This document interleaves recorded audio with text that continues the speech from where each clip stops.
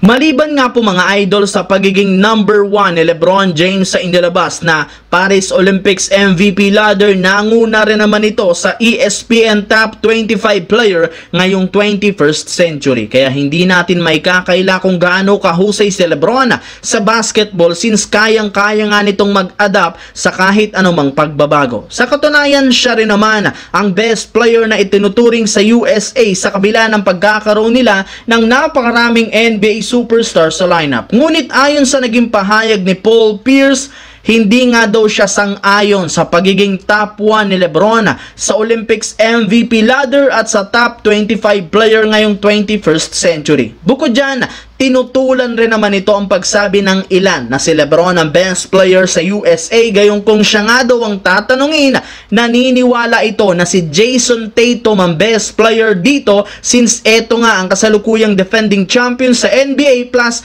nasa prime pa rin naman ito, hindi nga daw kagaya kay LeBron na pabagsak na ang laro. Bago yan, ang video ito ay hatid sa inyo ng 1xBet. Suportahan at manalo sa inyong paboritong kupunan sa NBA, PBA, MPBL at ngayong Paris Olympics at iba pang sporting events. Maaaring makakuha up to 12,000 cash bonus sa inyong first deposit gamit ang aking promo code. Pag tama prediction mo, panalo ka. Simple lang, pindutin lamang ang link sa comment section at mag-register gamit ang inyong GCash account para makapag-cash in at cash out. Isang paalala, tumaya ng responsable. Samantala, tuluyan na nga po mga idol, hindi nagtagumpay ang Lakers sa pagkuha kay Lauri Markkanen mula sa Utah Jazz, gayong hindi nga talaga nila afford ang hinihinging kapalit ni Danny Ainge. Kaya nakapagdesisyon si Rob Pelinka na baguhin ang plano at target kung saan imbes nga po na si Markkanen ang kanilang kunin ay sina Colin Sexton at Walker Kessler ang kanilang balak i-trade. Siyempre, as of now, nangangailangan sila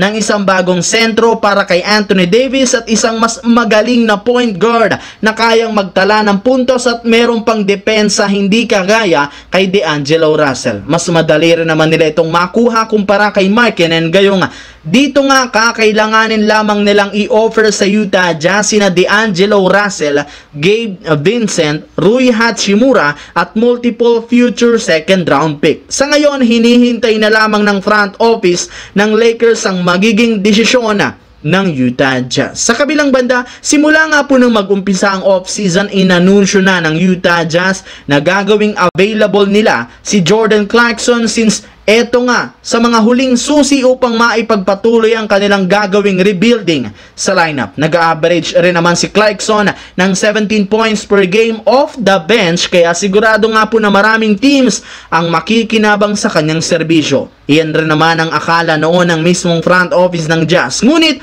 hindi nga inaasahan, may lumabas nga pong balita na wala man lang ni isa mang team ang nagkaka-interes sa kanilang player. Yes mga idol, hindi nga kayo nagkakamali, wala nga daw market ang isang Jordan Clarkson ngayong off-season. Subalit, hindi rin naman ito nakapagtataka, gayong maliban sa hindi ganun kagandahan at ka-efficient ang kanyang ipinakitang performance last season bunsod ng kanyang injury, napakalaki rin naman ang hinihinging kapalit ngayon ng Utah Jazz para ma-trade si Jordan Clarkson.